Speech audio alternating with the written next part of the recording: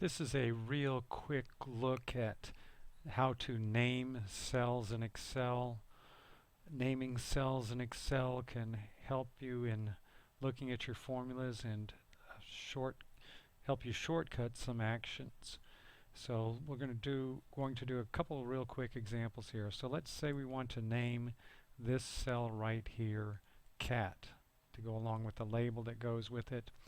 How do we do that? Well, we go to the formula ribbon in Excel, and if we're going to just name one cell, easy way to do that, define name.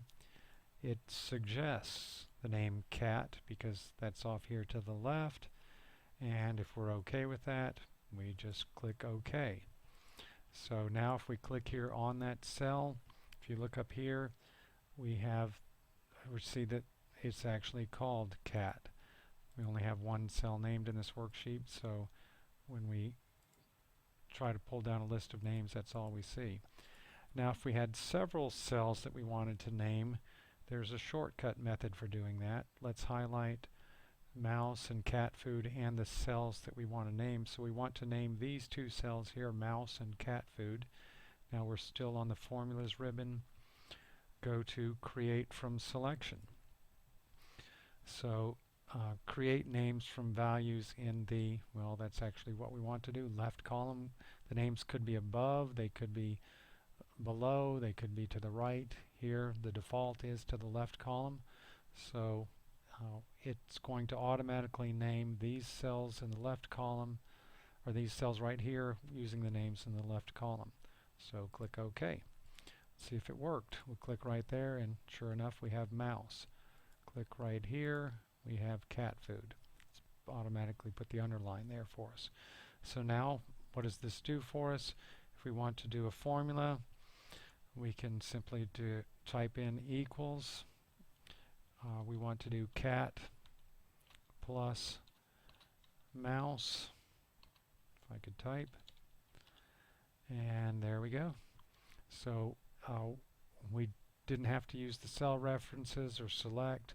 Another thing here is in looking at the formula, when you click on the cell, instead of seeing equals E6 plus E7, which we'd have to hunt down, we can see equals cat plus mouse. This would come in handy for things like ratios and such, obviously. So it makes decoding your formulas a lot simpler. Another quick application, we can name a range of cells. So here we have 3 values, it could be more, but we want to name those 3 cells scary.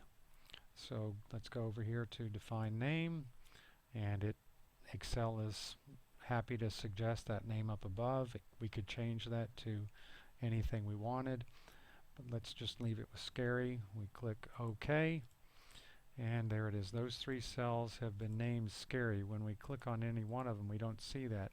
But let's go up here to our list of names.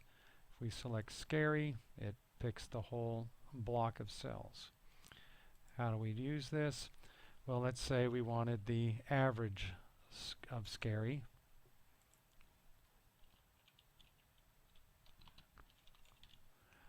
We would just type in equals average, and let's type in scary. There we go. We have the scary average.